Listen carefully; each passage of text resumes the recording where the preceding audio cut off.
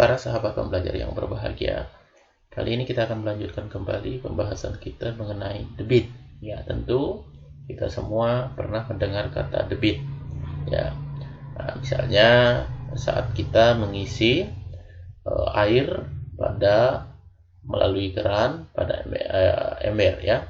Nah, jadi di sini akan terjadi debit karena debit mempengaruhi seberapa cepat kita nanti dapat mengisi ember ini dengan penuh, ya.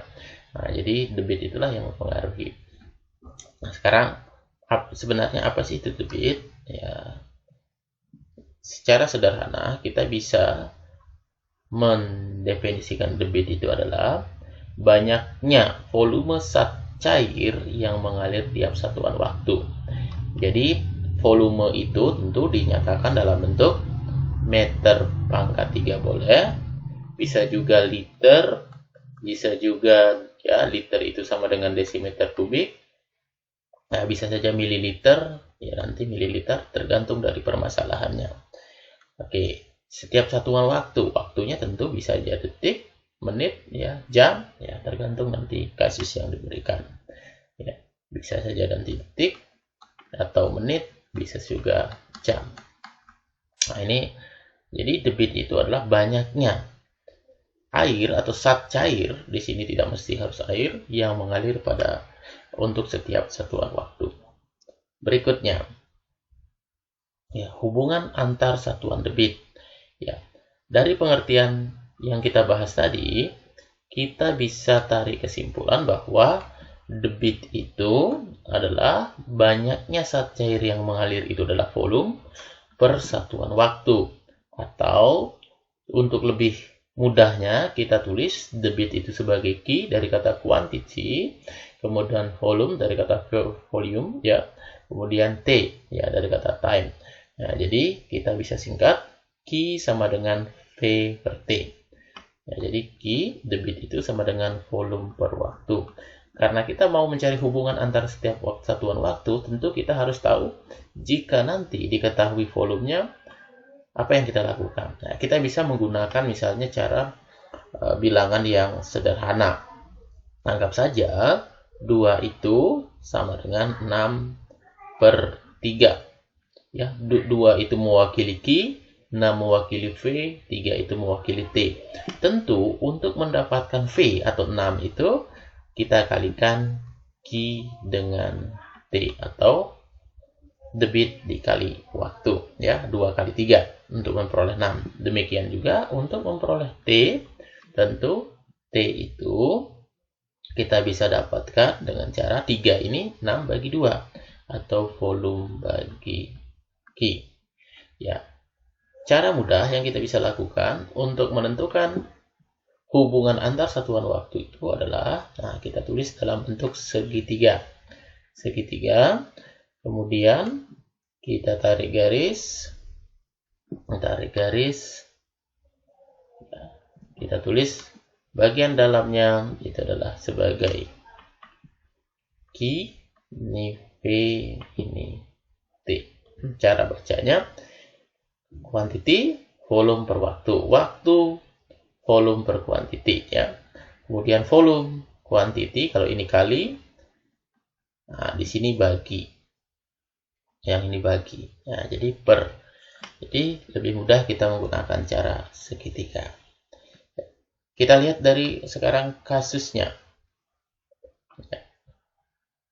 Misalnya kita diberikan permasalahan, anggaplah ini sebagai contoh 1. 7 meter kubik per detik berapa liter per detik. Berarti di soal itu kita hanya diminta mengubah satuan saja, ya, belum berkaitan dengan bagaimana mencari debit kalau diketahui volume atau waktunya. Nah, sekarang kita diminta mengubah satuan. Bagaimana mengubah satuan meter kubik menjadi titik-titik liter? Kita tahu liter itu sama dengan desimeter kubik. Nah, untuk mempermudah ini, kita harus ingat lagi tentang tangga satuan, ya, tentang tangga satuan, bahwa 1 meter kubik itu artinya 1 dikali meter dikali meter dikali meter. Ya, dalam tangga satuan, ya kita startnya dari meter. Meter, desi, senti, mili.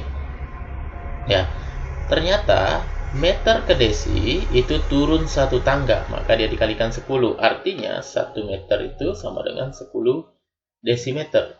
Sehingga kita bisa tulis 1 kali 10 desimeter kali 10 desimeter kali 10 desimeter. Jadi setiap desimeter ini kita ubah menjadi 10 desimeter, sehingga kita dapat nanti 10 kali 10 kali 10 itu adalah 1 kali 10 kali 10 adalah 1000, dan desimeter kali desimeter kali desimeter adalah desimeter kubik. Dengan demikian, ini sama dengan 1000 liter. Artinya 7 meter kubik per detik itu sama saja dengan 7000 ya, karena 7 jadi 7000 liter per detik. Nah, itu. Ini model bagaimana mengubah ya satuan volume sesuai dengan permintaan soal ya. Oke. Kemudian kasus yang kedua, ya kita ambil beberapa saja, misalnya contoh 2. Anggaplah ini soal yang kedua. Ryan menampung air yang mengalir dari keran selama 2 menit. Ya, berarti diketahui T-nya adalah 2 menit. Kemudian volume air yang tertampung adalah 30 liter. Jadi volumenya 30 liter. Dan yang ditanya debit keran dalam liter per menit. Karena liter per menit ini sudah satuannya liter dan menit, tentu kita tidak perlu mengubahnya lagi. Dengan demikian, kita tahu bahwa kuantiti itu sama dengan volume per T. Kita tinggal substitusi nilainya, 30 dibagi 2, itu hasilnya 15. Sehingga kuantitinya adalah 15 liter per menit. Nah, itu.